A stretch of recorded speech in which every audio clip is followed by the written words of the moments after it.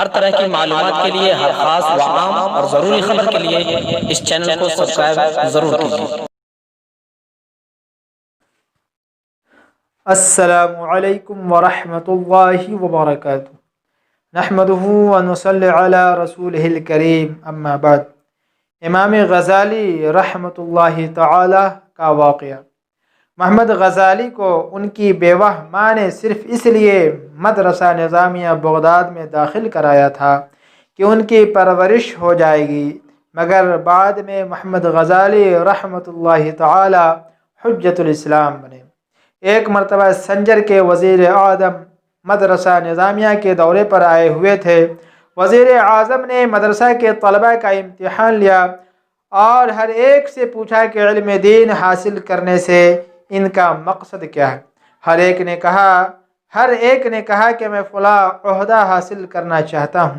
آخرکار دل برداشتہ ہو کر اس نے سوچا کہ مدرسہ بند کر دیں۔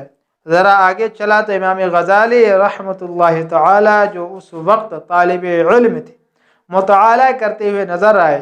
ان سے تعلیم کا مقصد پوچھا تو امام غزالی رحمۃ اللہ تعالی نے فرمایا، ہم نے عقل سے پہچانا کہ ہم کو ایک پیدا کرنے والا ہے، اور عقل سے ہی یہ پہچانا کہ ایک ایسی ہستی کا احسان مند ہو کر اس کی اطاعت کرنا ہمارا فرض ہے۔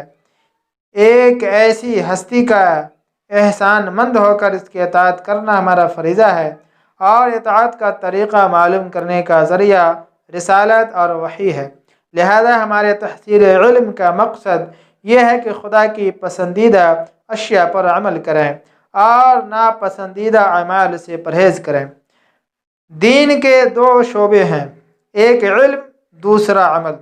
تو جیسے عمل میں اخلاص ضروری ہے، ایسے ہی حصول علم میں بھی اخلاص ضروری ہے۔ جب علم میں اخلاص نہیں تو عمل میں بھی اخلاص پیدا نہیں ہو سکتا۔ اول حصول علم میں اخلاص پیدا کرنا ضروری ہے۔